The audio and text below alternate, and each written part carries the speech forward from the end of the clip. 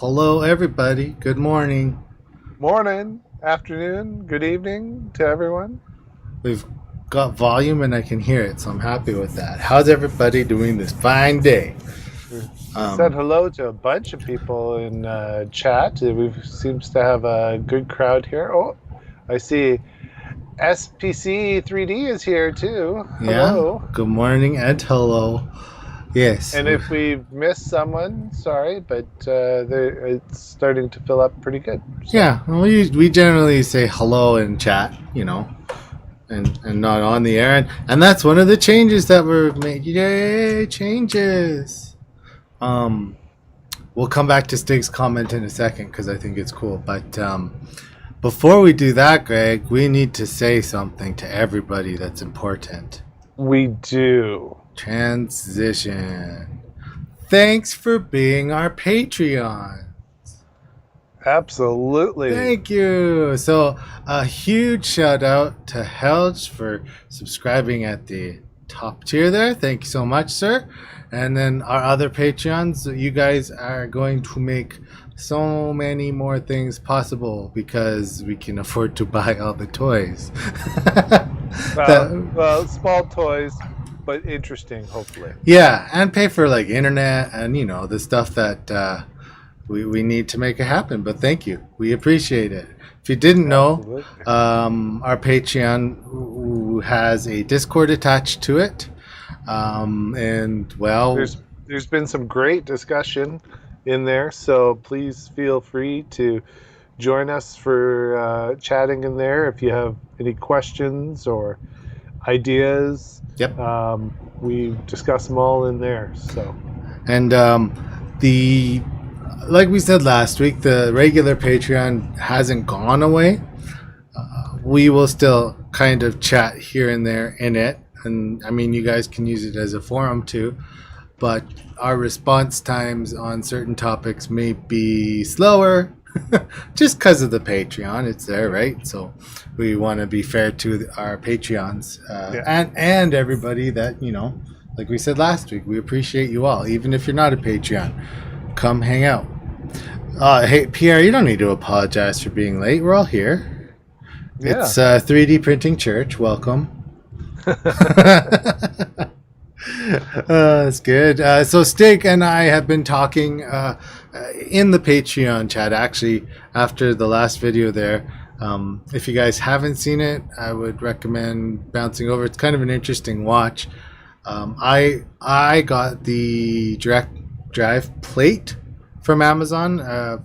Mine was $16 or $15.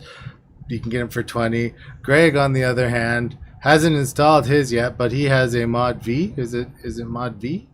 It's the Printer Mods 1.3. It's a solid aluminum, very well milled plate. Yep. I haven't figured out what printer I want to put it on yet. I think I'm going to go on the Ender. Yep. And I think I'm going to put on a all metal hot end.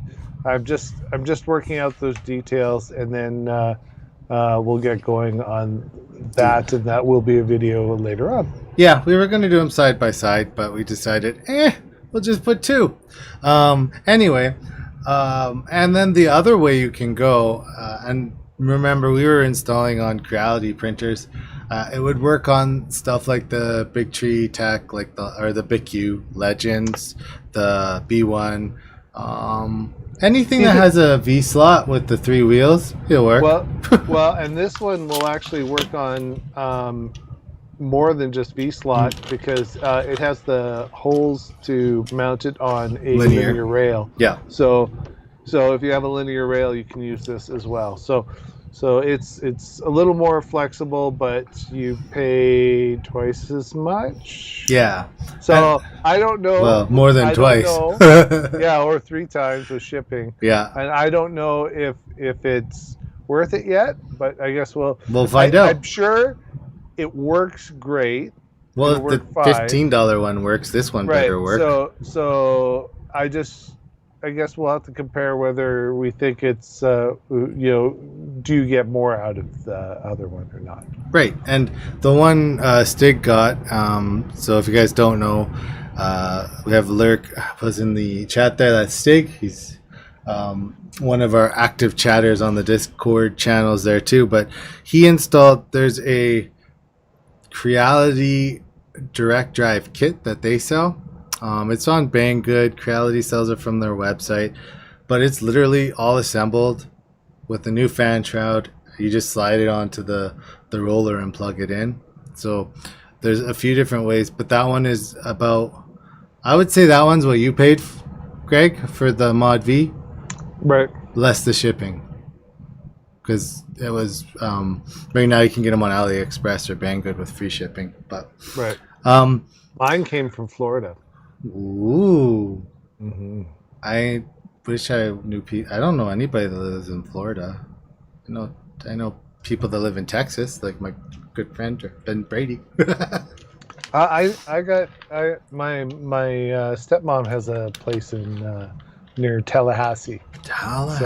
So, but they haven't gone on vacation there in a while. Is it just me, or does the name Tallahassee make it sound like it should be in Texas? No, it's in Florida. I know.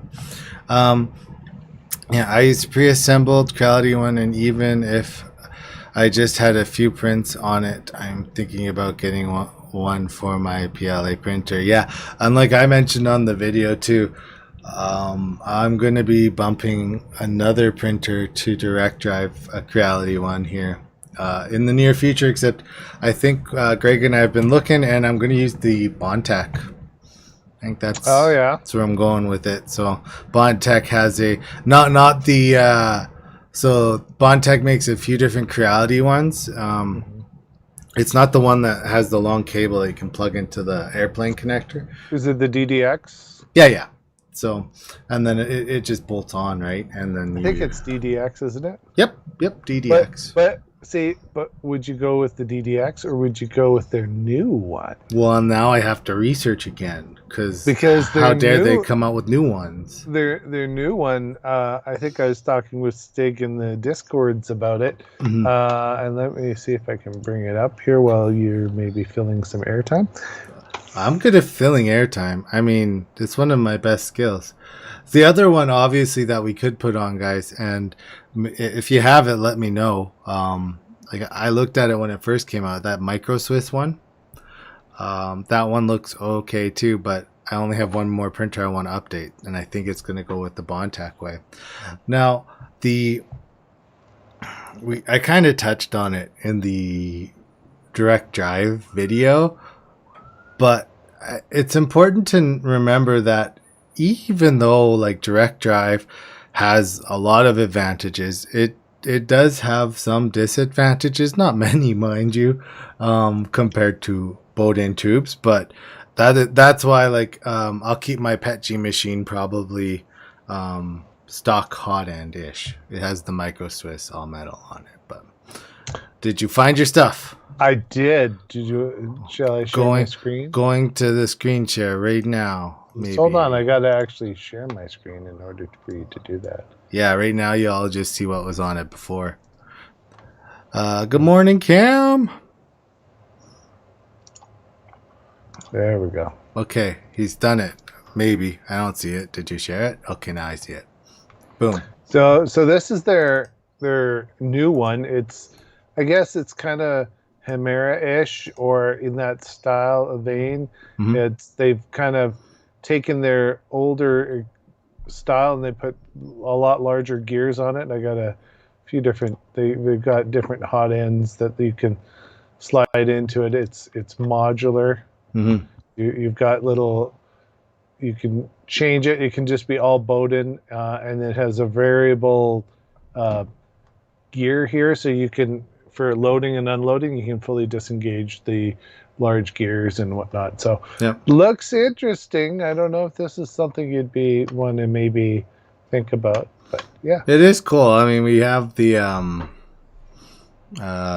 those mosquito-ish hot ends, so I mean that's a solution for those too. It looks really cool. I do like the new one, and they actually have another one that caught my eye. I'll flip it back now to the other one. Now that we're on the screen again, yay!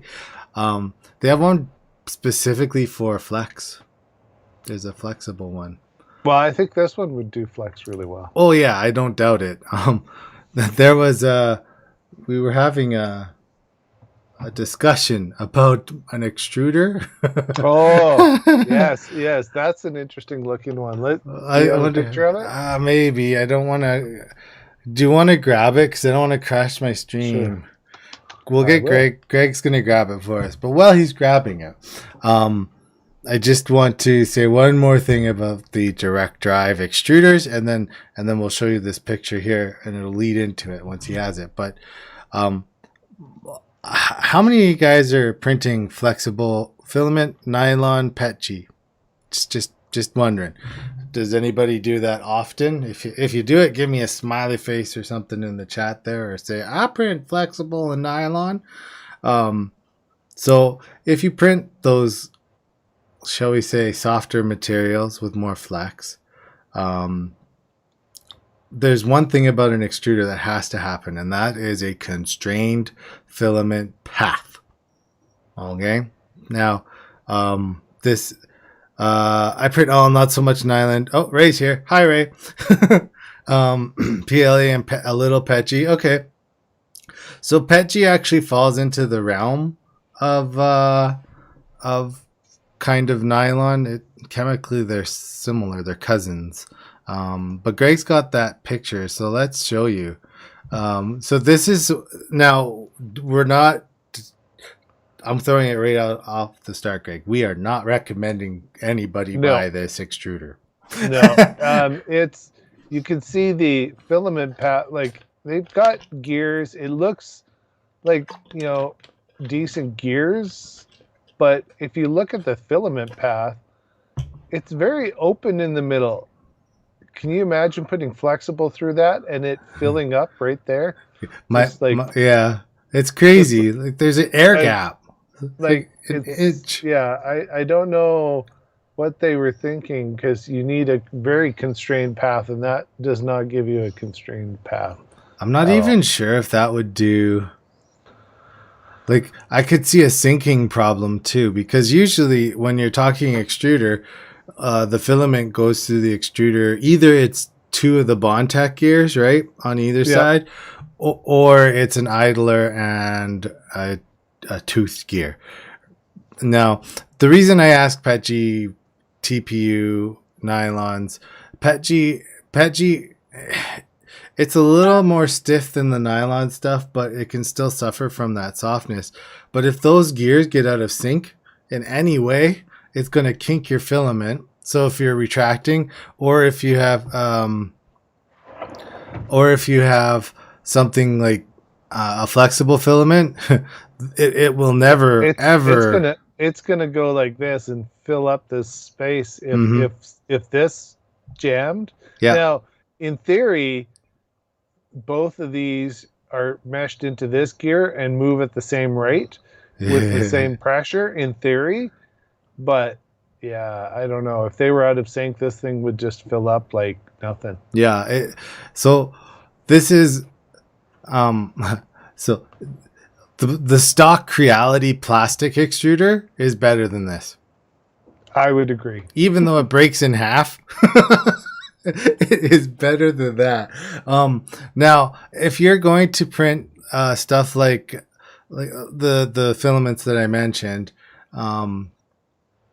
you're going to want an extruder that can actually handle a little bit of adjustment. So the newer extruder from like the Creality line, I even noticed it on my plastic one, and I don't know if you have it on your plastic one on your Ender 3 Pro, Greg, probably, but they have that. I don't have plastic on any of mine. Well, no, I mean we've moved to the metal, but they have that adjustment screw, so you could change the spring. Oh yeah, right. Let me see if I can not crash my computer and show you guys what I'm talking. They have metal adjustment screws on this one. See? Yeah. See right there. Sure they do. I'm sold. You had me at buy this. No. No, you didn't. You really didn't. And how And much are they? I don't even know how much they're charging for this. I don't think it was like a huge amount. And like in discussions, I think it was. The word is blanking in my head. I haven't had enough Yeah, food. yeah. Sorry, guys. The manufacturer even's like, if you got any pointers to make this better, it's like, Yeah, it would take one gear away. yeah, I have a few. Okay, so We can unshare my screen now. yeah, I'm gonna go to mine. So here, guys. Now, I know this is controversial even at this one, but this extruder is $14, and I don't know what the other one was, Greg. Do you remember? It was $32.70 Canadian. Canadian, and then you need to pay for shipping. Okay. Which another $10, so it's like good $40 to $45. So this is the exact one I use right now. This black one. This is the one that's attached to my direct drive unit that I showed in the video there. I have the silver one. Yeah, the silver, the black, and ooh, look, red. There is one notable change though that they've made from, I think it was 2019 to 2020, but I'm just gonna click on this black one so I can get to the image. They've gotten rid of the coupler. So there's no more pneumatic fitting. It's just the PTF fitting right on the end of the extruder. And man, does that work really, really good. See, and mine still have the coupler. And there's nothing like, there's nothing wrong with the coupler. Now, can I move? No, I can't. Can I click? And then it stays, yay. So this part right here, where the screw is behind this other screw that looks like it should be a problem, but it's not. that part is what I'm talking about. If you're printing flexibles, really, you just need this adjustment so that you can either make more tension on that spring, and or take away, and then you get really good results. Now, absolutely.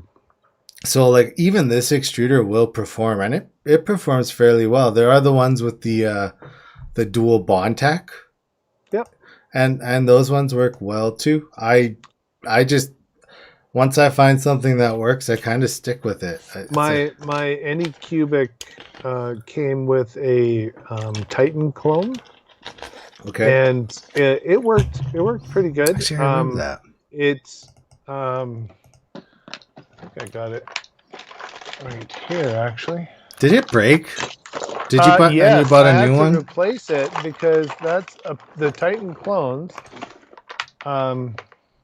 Here's what it looks like. Okay, yeah. So this is the replacement, and you can actually slide a groove mount right into it, so you can make this a direct drive really easily. And this is actually what they put on the Chiron VR10 V3. Oh, okay, yeah. They do this on this, but this plastic arm is just not robust enough, and if you torque it too much over time, it breaks. And I don't know if I have the broken arm in here or not. That's a common problem with those two. It's got a bearing pressed into it. Yeah. And then it just it fatigues very after so many hours of printing. Yeah, and like so, that's why these cast aluminum ones are If your aluminum breaks, you got something else going on your printer. Really wrong. Yeah. Really wrong. So. The only other thing I'll say too is like the new red or black or silver ones, they're chambered aluminum, so they don't have a bottom. Like they've saved some cost by just die casting a mold and just filling half of it. So it saves you money, saves me money. It's pretty strong too, and you get an extra wall there too. Yeah. So it's not just a solid. If there was a weakness in the middle of now you just have air, so there's nothing that could be weak. So Dominic says, I print PETG and plan to print TPU. I have a Titan extruder with a Bowden tube. I guess Ninja Flex is not possible. Okay. I wouldn't say it's not possible. Everything is possible. I would say I've had in my Chiron, I had the Titan clone, and I printed Ninja Flex. Now, I had to print it really slow. Was it Ninja Flex though, or just TPU? It was actual real. So Kevin from BC, who I've mentioned on the show before, he does all the prop making for a lot of the movies and whatnot. Yep. He gave me a chunk of Ninja Flex. Okay. Yeah. And so I did try it on there, and you have to print it slow. Now, with the Chimera, you can print way faster. So a direct drive, well constrained and whatnot, you can print 80. Oh yeah. If you want, with Ninja Flex. But if you are trying to print through a Bowden tube, you're not going to get 80. I would slow it down. Yeah, and church is going. Oh no, wait, this is a different error. Ready for the error from the YouTube guys? The current bitrate for the stream is higher than recommended. Wow, higher. That's different. We're giving it too much. Yeah. Sorry, YouTube. I apologize for giving you quality. So now that direct drive thing that I installed, that plate, and the one that Stig had installed, I have printed it's the same hard sureness or shore hardness. I always forget, but it's the same as Ninja Flex that I have, that green stuff that I did the little astronaut dude in. Yeah. And it can, without modifying the extruder or anything, I just put it in and hit print, and it could print at 40. Nice. So I could probably go maybe 60, depending on if it was a complex or and simple object. It also depends on what quality of print do you want, because you in theory can print at 80. It's true, but will it look like the original model? Probably not. So certain filaments, you do have to change your speed. Yeah. I like Cam's comment. If you guys don't know, we're in Alberta in Canada. That's where Greg and I are located. Yep. And we have a few folk in chat from Alberta, Canada. And Cam's comment was, Jason Kenney is going to let hundreds of people go back to church soon. So the internet should work a lot better. That's paraphrased, of course. But yeah. He's not wrong. He's our government leader in our province. Yeah, so. Jason Kenney's I don't even know. I should have paid more attention in my poli-sci classes, because I learned many years ago about the states. James on Kansas City. I guess he's equivalent to the governor. Yeah, same idea as a governor, really. Yeah. TPU on my Ender 3 with members. I don't know what members means, Ben. Members? Is that a typo, Ben? Or did you mean to say members? Anyway, and then there was a comment after or just before the one, is it possible? Oh, Chimera. Okay. Somebody's on his phone. I know what's going on. Autocorrect. Just before Dominic's question about the Ninja Flex, Cam didn't have a question. It was more of a statement. My PEI bed ripped last night when I tried to remove PETG. Wrong, guys. He's the president of Alberta. Oh my goodness, that's so good, Cam. So ripping the PEI sheet can happen. And we've said a few times, you're going to want to put down an intermediary. Here's the crappy thing: we buy PEI flex sheets, right? We buy PEI sheets to put on top of either a glass or flex metal. Yeah, something like Greg's holding there. Now, the chances of PETG tearing that are like 0. But it will take off the finish. It can bond to it and then pull it. Nylon and PET are sticky. They are very, very sticky polymers. And so they can bond to glass and PEI, and cause havoc. So always use intermediaries. Always, Glue stick. always put protection on your print bed. Yeah. Yep. Yeah, if you don't, you can have things stare. If you're just printing PLA, you're probably not going to have an issue. If you have one of these or you have one of the textured beds from Creality, you'll probably be okay. Now, have been quite a few people who have, even just printing PLA, have had print failures of their bed. Like if you pull it off hot or it doesn't cool down all the way, and they yank it off, you'll tear a chunk of the surface off. So Oh yeah, right with it. Be aware if you do have one of the textured glass sheets, let it cool down. The print will literally pop off. If you've cleaned it with isopropyl alcohol and you're just printing normally. Yep.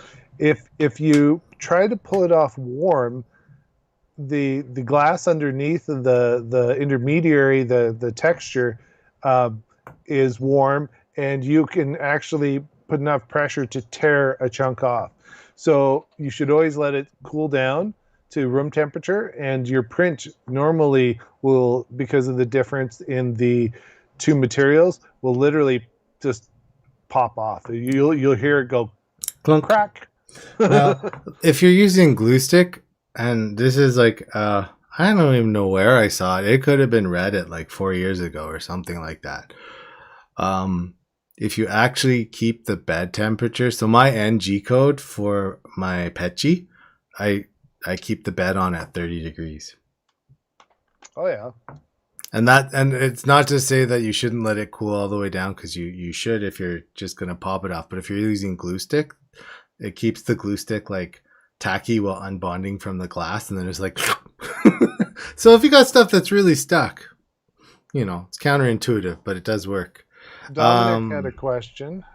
Let's see here. I see well, whoa, I missed a bunch of stuff, guys. I gotta play catch up. Hi. So let's go back up a bit. So All right, sure. right after the wrong he's president guys, Vince says, hi, how the hell do you print small part that is less than 5-second layer with a poor part cooling fan?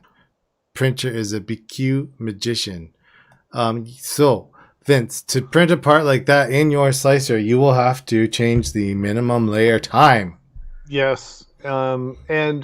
And definitely you could, if it's that small of a part, you may want to slow it down too, so that the cooling that you do have, when you do slow down the layer, it has time to actually cool. So yeah, you may have to go to 15 seconds. Yeah, and it can be really annoying because like you could print the layer and then you're just sitting waiting, right? And I've had a few prints like that here or there. Okay, now so I think we got that one. Dominic, I've heard that you can put Vision Miner on bare metal side of a flex sheet and print Penchi on it. Yes, you can. I'm not familiar with Vision Miner. They're an adhesive company. It's like Magic Goo and the other ones. Oh, okay. I think the exact brand name is like Nanopolymer, I want to say. Nano. That's the words they use for their product. And yeah, okay. you can put it on the flat side of your flex steel. You can also, like, lots of people put actually like another PEI sheet on the back. Now, it's important to know you can flip.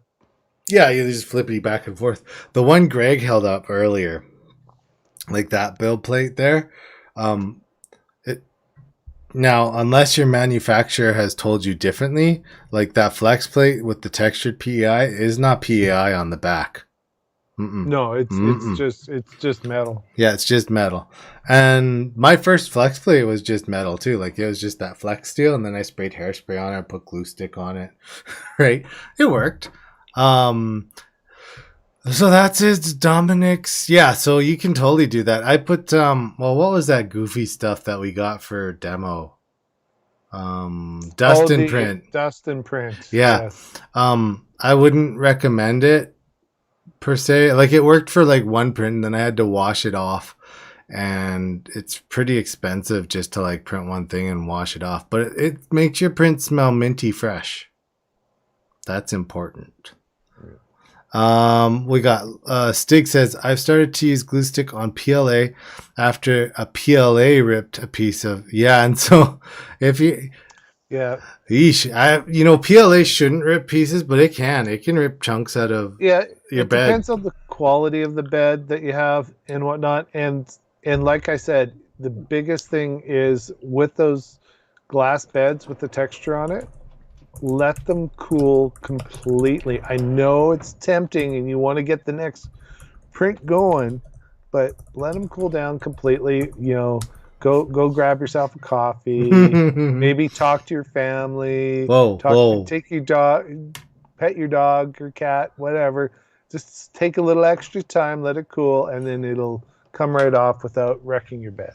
Now, so I was like, if I remember correctly, this glass bed that we are talking about in question was sandpapered a little bit so that he could get bed adhesion when he was printing a benchy really fast. It's just regular glass then. Yeah. And so I think what happened probably was there was like a microfracture that was, uncovered when the sanding process happened, and it was going to happen anyway. There's a fancy word out there. It is called borosilicate. If you can find borosilicate glass, it works very, very well. Pierre has a question about the Z offset in the slicer versus the firmware, and he's wondering if you have it set in your firmware and then you adjust it in your slicer, do bad things happen? I think is what he's getting at. Yeah, or which one? So the answer to the question, Pierre, and this isn't just for Z offset. This is for like any setting. So like in Kira, for example, you can set your jerk and acceleration settings in the slicer and that kind of thing. Your slicer, if you set those in your slicer, will send G-code at the start of your print job that will override your current firmware so that it can act on the sliced file. Because it's just sending the G commands or the M commands, right? So it will overwrite your firmware. Now, that being said, Z offset is different from Z probe offset. So if you're thinking that, like,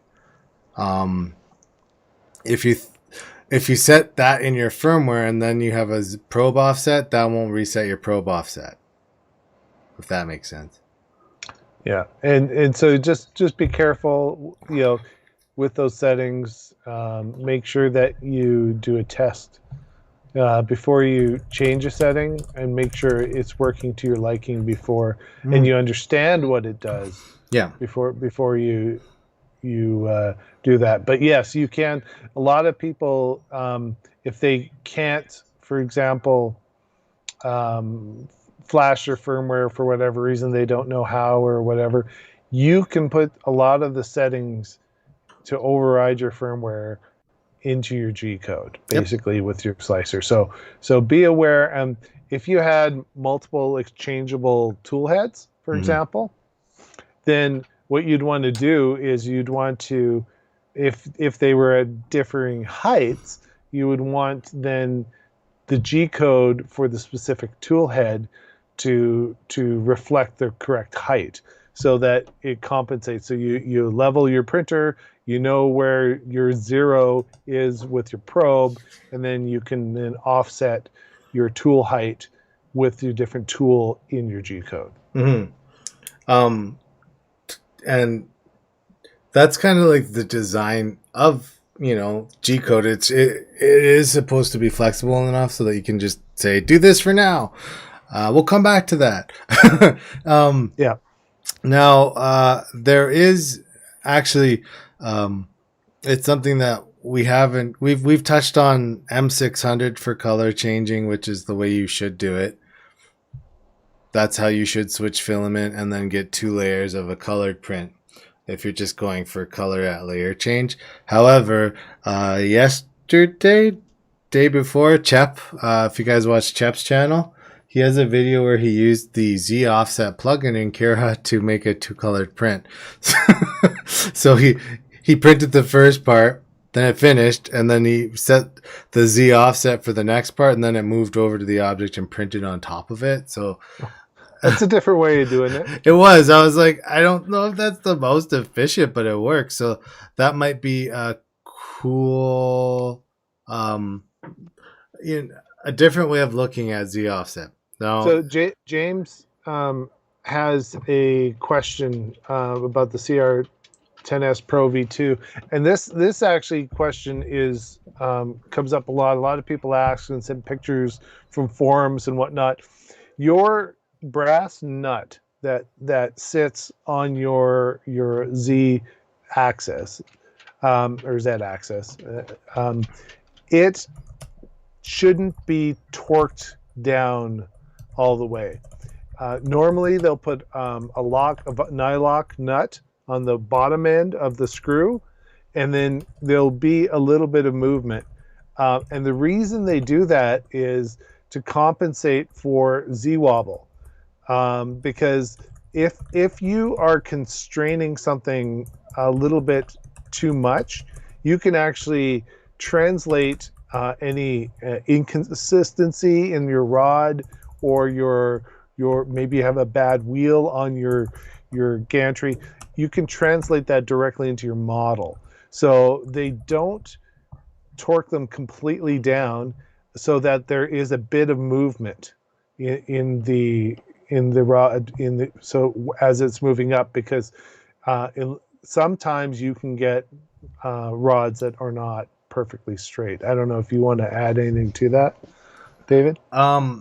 Sure. I mean, yes, absolutely, everything is correct. But in a perfect world, they would be tight. But like Greg says, since the manufacturing of the threaded rods and even shipping them isn't guaranteed to get you a straight threaded rod, that's why they're loose, so that there can be play if the thing wobbles a bit. So and they don't know that you assembled it correctly either. Yeah. Right. Like if you didn't use a square to make sure your frame is nice and square and this and that, they're trying to help you have the best print possible in all sorts of situations. So. Mm-hmm. And I mean, it's an interesting thing because, like these budget printers, and by no means does like an Ender 3 or like, even the CR10s, some of them are cheap now. Once you get them and tune them, by no means are they budget printers by quality, but they're getting you the kit for under $300.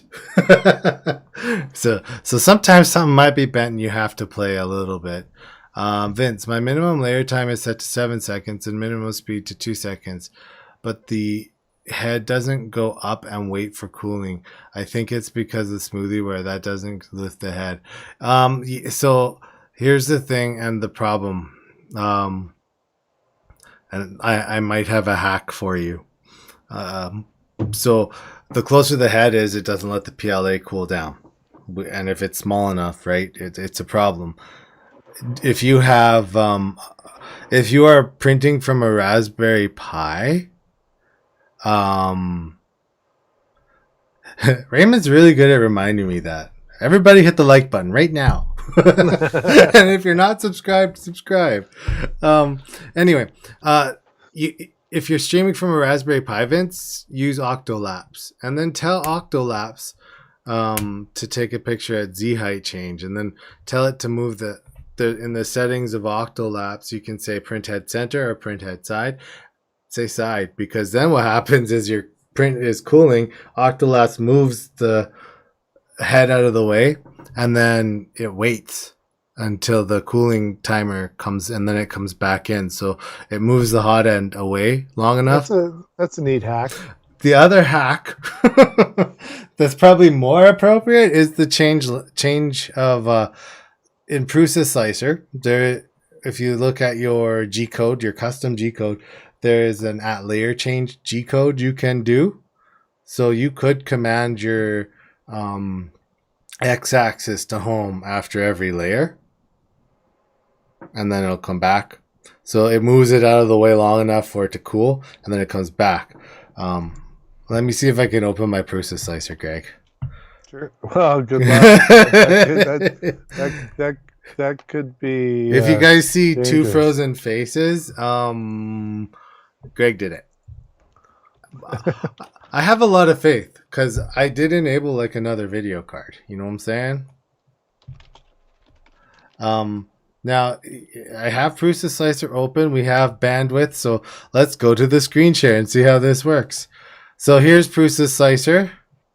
So far I think it's okay. You guys will have to let me know, or Greg will have to let me know if we die. It looks smooth so far. Okay, so if you go into your printer settings, into your custom G code, you have a before layer change and an after layer change section. So if you go, basically what you'd want to do is before, actually let me change printers here to this one, and I just want to show you. So this is what your default change looks like. So it labels the layer, and this is an interesting feature that you need turned on for octolapse or cancel object in the Octoprint. But if you went in here and just before this layer change, you do this, what that will do now is before it goes to the next layer, so after it's printed that layer, it hits this G code, it sends the x-axis home. So that time, because you don't need it to move long, right? So your homing speed for your axes or axes?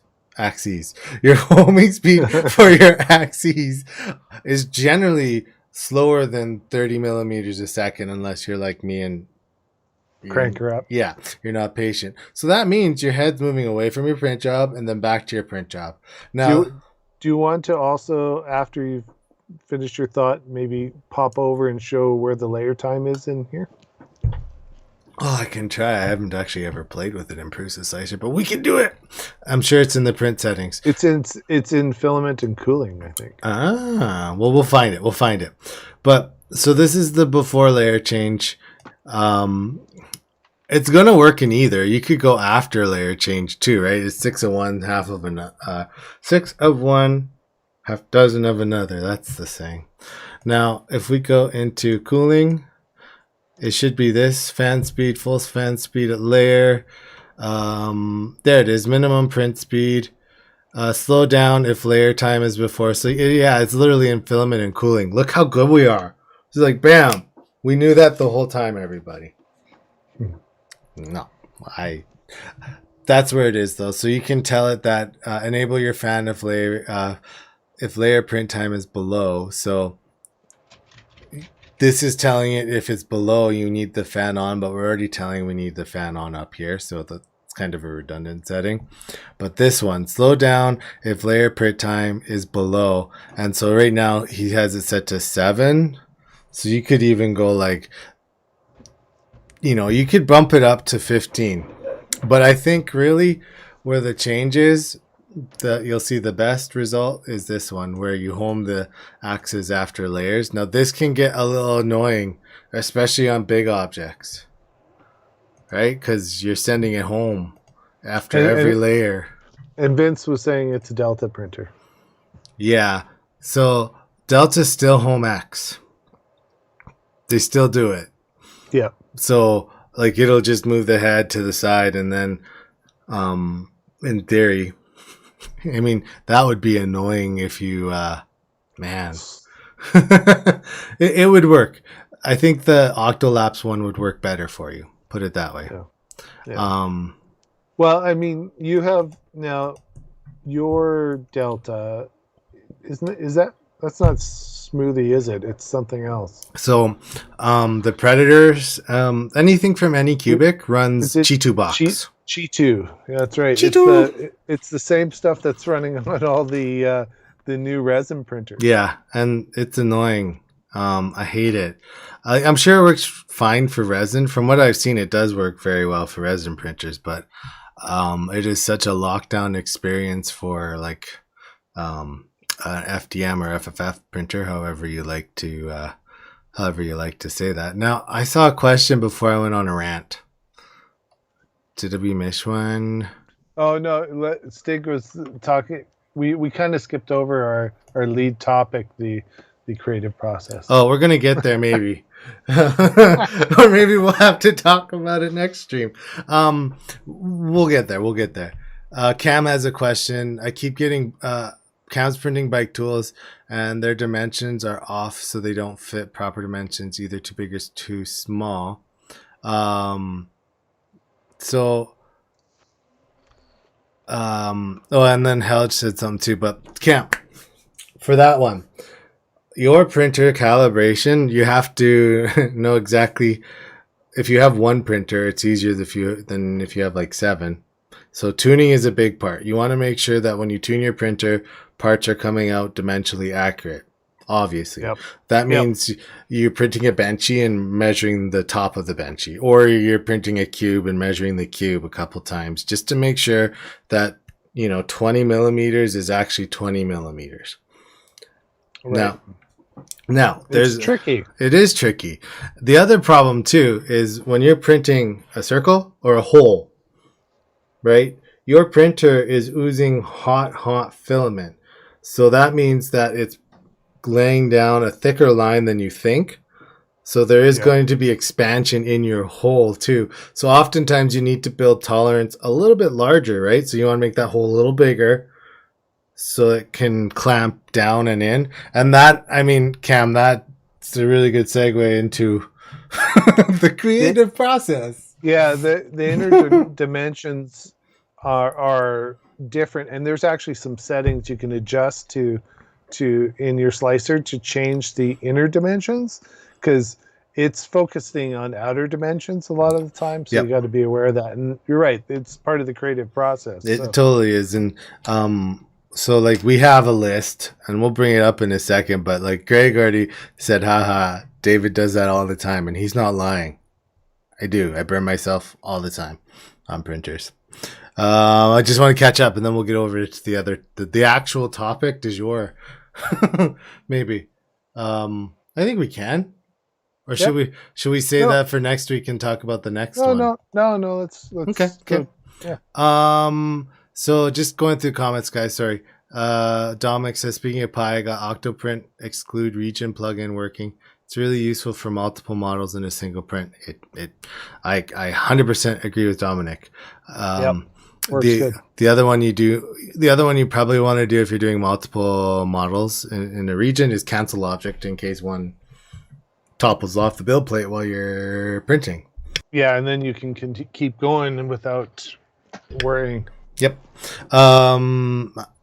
Thanks. Home a very layer. Give it a try, Vince. Give it a try. We'll see how it works. Did you on PLA forgot to do the Apache? Yeah, Apache's even worse than PLA for expansion. Yeah. People don't think about it, but since it prints hotter and it is so PET is actually the chemical base, and the glycol is an additive to it, because you can get PET-T, PET-G, right? And so PET-G is this stuff. Wait, don't ruin it. So PET-G is what you have in your bottle, and so sometimes it can be recycled, and that's even worse. Okay, let's do it, Greg. We're going to get to the topic of the stream. Now that we're almost done the stream, let's talk the actual topic. You guys have had great questions today, by the way. Yes, they've been great. That's why we've made it to almost the end of the stream without talking about what we wanted to. Yeah. So, and I think we're all makers to some degree here, right? Because that's the whole creative process. So I mean, and there's different. Right, like you're going to build a functional part for your bike, like Cam, right? Or Ben, I think it was this week, he built a functional stand for his phone and his earbuds, and I think he even hung his glasses on the top in the last rendition I saw. So the first step that like the creative process demands, and this can start on Thingiverse for 3D printers, right? But you have to learn something. right? Yep. So, Well, and along the way you learn too. well, But that's just it, right? You have a yeah, problem that you want to solve. How are you going to solve it? So you have to think or learn. Now, you can separate those steps if you really want, but yeah, I think and learn are very, very similar in each other, and they kind of flow together really well. For example, Greg, when we were when we were infants in 3D printing, and we said, "Hey, we want to make this part," right? Well, what did we do? We fired up I Tinkercad, Tinkercad, 3D Builder, right? whatever tool you were comfortable with. Google Um, SketchUp.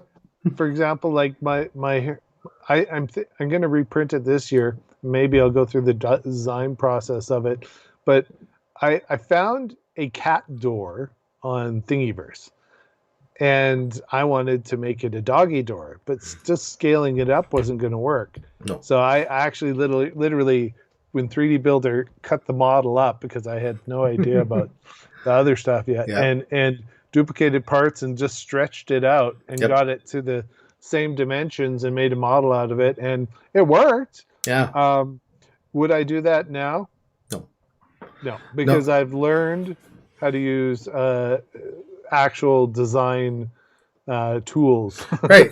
And so like learning, I mean, so like that's starting at a design process, right? You had a problem and now you think about it. And when we started at simple tools, like even me, like I printed house numbers in Tinkercad because I had no idea what Fusion 360 was, right? But now Fusion 360, which is a parametric CAD software, Yeah. is my go-to, right? So And I had used like SketchUp mhm. and other products before, so Yep. the learning curve on Fusion 360 wasn't as bad, Mhm. but definitely there's, Tinkercad's a great place to start. 3D Builder's a Yeah. good place to start, but you'll hit limitations, and I think all the programs have some limitation, um, depending on your level, because some people will want more of an organic sculpture, so then they might use something like Blender, right? So it depends on kind of what you're conceptualizing, and Right. where you want to get to. And so like for me, and I've said like I'm an artist or a creative, I guess you could call it in some ways, right? Like musically, I create. That's my palette. I'm a musician, but like I said to Greg too, I am the worst. Like you guys see my drawing skills. I have no like I couldn't draw a smiley face some days to save my life. So that makes it really hard for me to go, okay, today I'm going to make, and I've been trying for a while. I want to make the Mr. Roboto mask because like nobody's made it and I want to do it. And I get close and then I'm like, no, I hate this and I delete it. And I've tried Fusion, Mudbox, Blender, right? And so I'm still on my learning phase there. And I guess that goes to when you're learning, don't give up, right?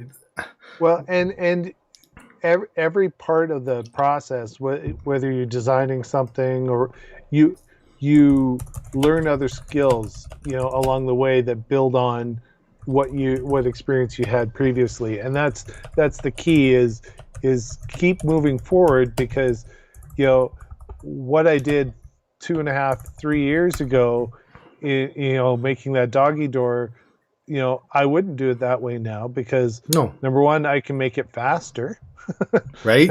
with everything that I've learned, and I can definitely improve upon it, with everything I've learned. So Mhm. so it's kind of it's iterative, but it's also building, and because you get your base and you kind of build your skills as you go, and it's also, I think that's what I like about 3D printing. Like, before 3D printing, I'm a woodworking guy. Like, I even had a scholarship in shop.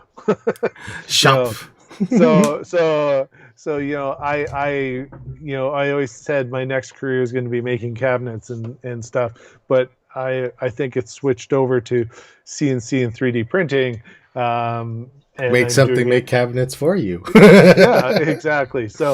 But the design and creativity part is still there, and I've always had that. I've always been interested in whether it's making, fondant cakes for my kids, because you're sculpting and doing stuff. Mm. I've made some really different cakes, and now they're too old and they don't want Minecraft cakes and all that kind of stuff anymore. But Ungrateful it's little, I tell you. right. There's teenagers. What are you going to say? Right. But I've always used some sort of creative outlet, and now it's 3D printing with the designing, and whether it's Fusion or whether it's SketchUp, whether it's 3D Builder Mm. or Mudbox you mentioned, Yep. or Mudbox Blender. Blender. Yep. There's, depending on what your outlet is, there's a number of different avenues to go, and Hmm. there's some really great content out there um, on learning these different tools. Then, and like you guys are here, and we love that you're here, and we teach tools too, right? Part of the learning experiment, part of the learning and think process of being a 3D printer or CNC maker, so you have to learn a bunch, right? Not only are you learning like the software and being like creative inside of the design process, but you have to learn how to run your printer, flash firmware, troubleshoot why your printer's not working, and then you have to think about other things too, like like, well, what material is best. And I don't know if anybody in the 3D printing world is a material scientist. I haven't seen any actual content from a there, material scientist. there probably are some, but yeah. Right. And then we get into like the next phase. So like we have our learn, we have our think, and think involves thinking about the problem that you're having and how a solution can come about. And that can be, hey, I need a functional part to hold my fridge closed. Or hey, for me, like I want to do a Mr. Roboto helmet. Both are problems. One's probably more serious than the other. But that's where 3D printing and CNC, like Greg was saying, come into play, because we can get into it's a design loop, and the two words go together. So you have design and you have prototype. And if you do them properly, your prototype phase should end quite quickly, right? Like I'll use an example of when last year, was it last? No, 2 years ago, summer, I think now. One of the contractors we worked with asked if we could make a wall mount, and yeah, no worries. I drew something up in Fusion, and then it worked okay. But then Greg's like, well, what if we do this change? And then since we're in the same Fusion team, Greg made some changes. And then I'm like, yeah, but what if we make this change? And the version number on that file, man, 18.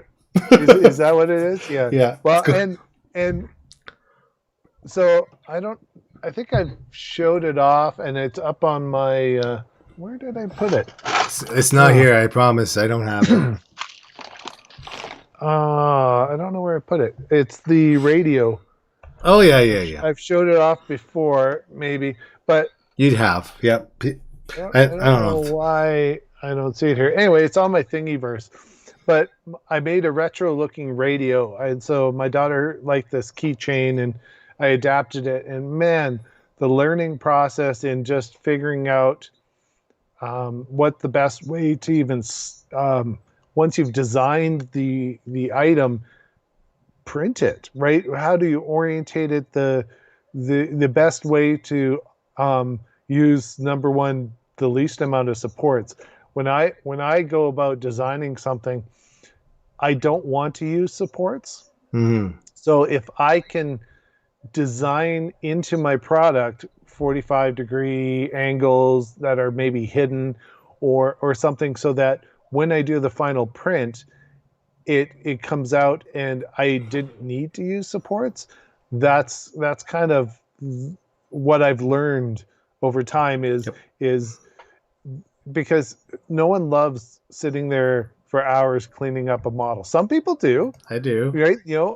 But I I want the least amount of cleanup as possible. So I will kind of work that into my design and so. But I think the iterations on that model, Yep. I want to say it's like in the 60s.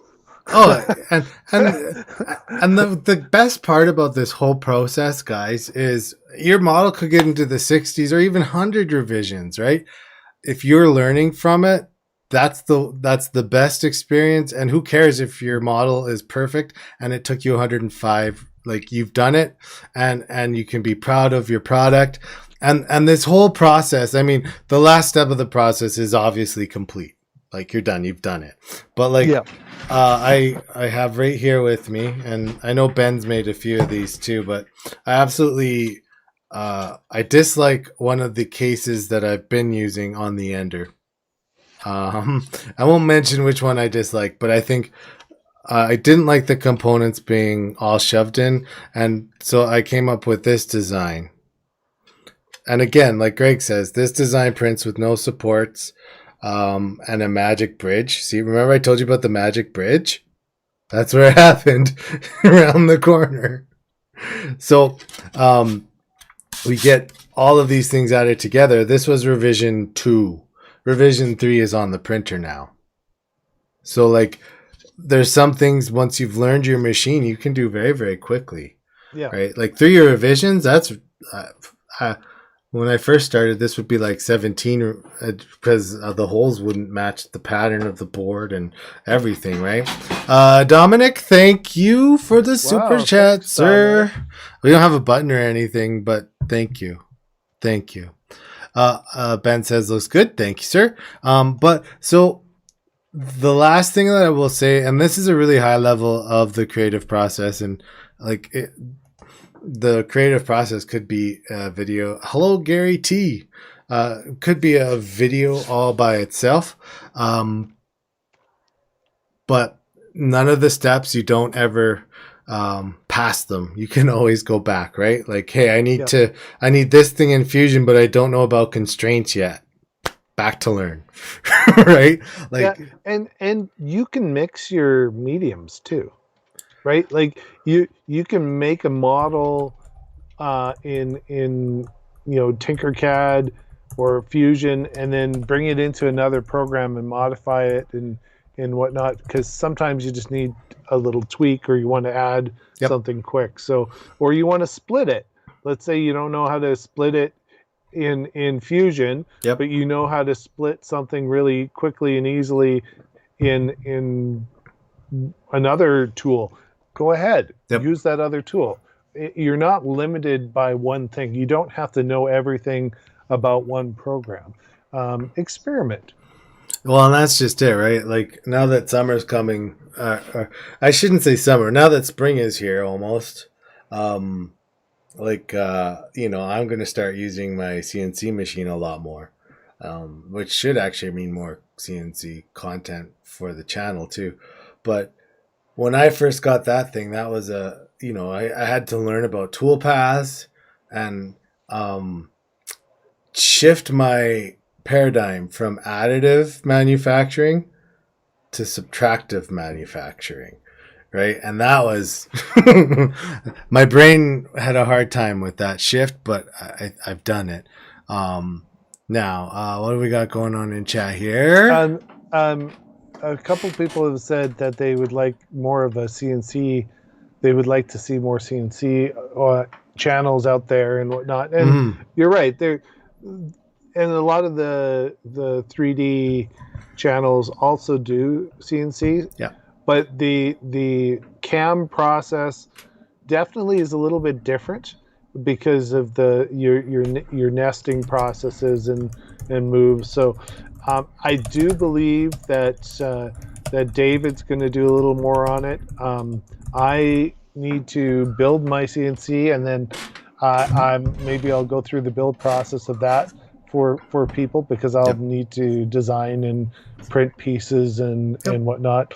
I'm also on the verge of pulling the trigger on a Voron, so we'll have some content building the The Voron. Voron, yep. Yeah, Um, and that will be fun. When I first started doing design, I challenged myself to design at least one thing every day. That's how I got very good. And that's very true. Now, like when I teach music, um, there's a phrase in music, and I won't say the phrase because it's kind of like a bad phrase, but let's just we'll say that practice makes perfect, and everybody hates to hear that.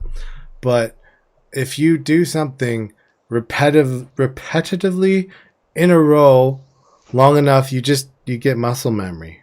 that's true. Right. So like there's some things in life or in life in 3D printing that you just need to do enough and then you will remember. Now CAD software is like, it's crazy the amount out there, right? There's Fusion, And Inventor, they're Mudbox, changing. They change it quite a bit. So your base tools stay the same, but they're constantly adding new features and whatnot. So Yep. it takes a little while to get a hang of it. And there's probably, just like with, if you've used a Windows computer or a Mac computer or anything, or Linux, there's probably 6 ways to do any one thing. Right. And none of them are wrong. Some of them are quicker than others. Some of them aren't as intuitive to know that they're even there than others.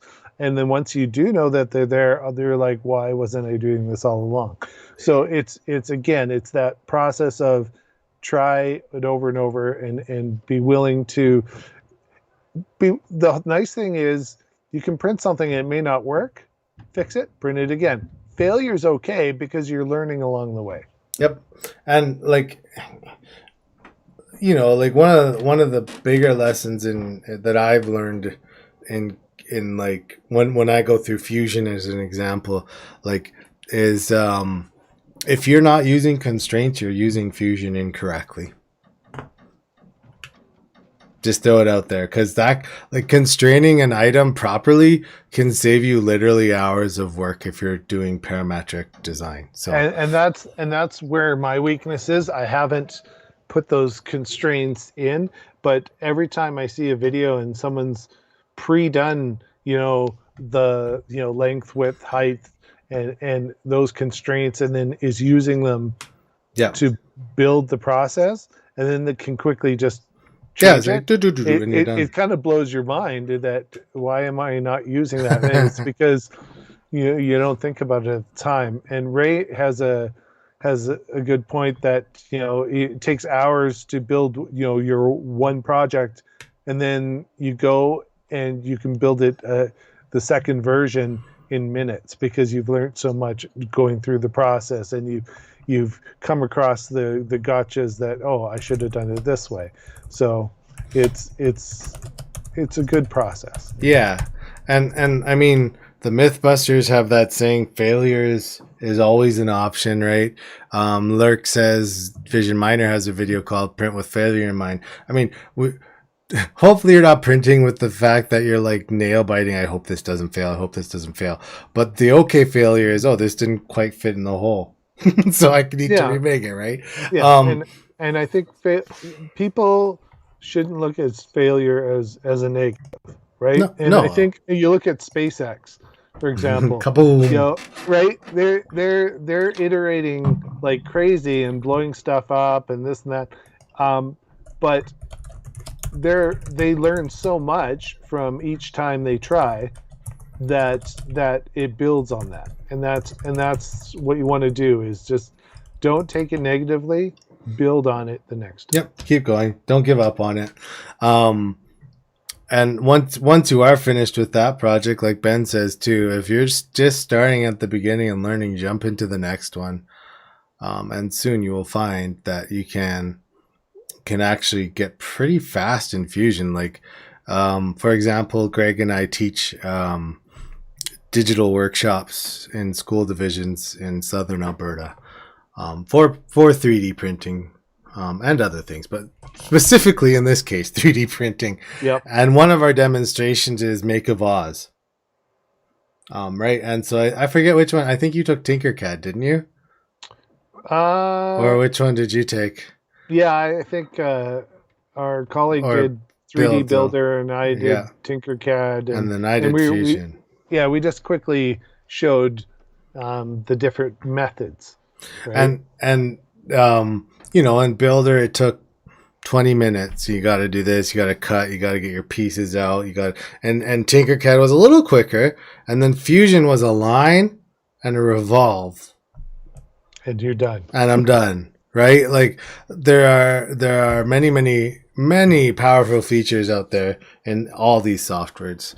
So but guys, we covered our mostly covered our being creative, but we still have like one, two. We have topics for next week. Yeah, we've got cannonballs set up ready to go next week. So we are going to say goodbye, but thank you for coming. Again, if you haven't liked and subscribed, it's a little late to like the video, but like it anyway. But if you haven't subscribed, come join us, subscribe. Lots goes on in Patreon. Even at the base level, you get access to the Discord, and we are fairly active almost every day, just chatting on whatever subjects come to mind.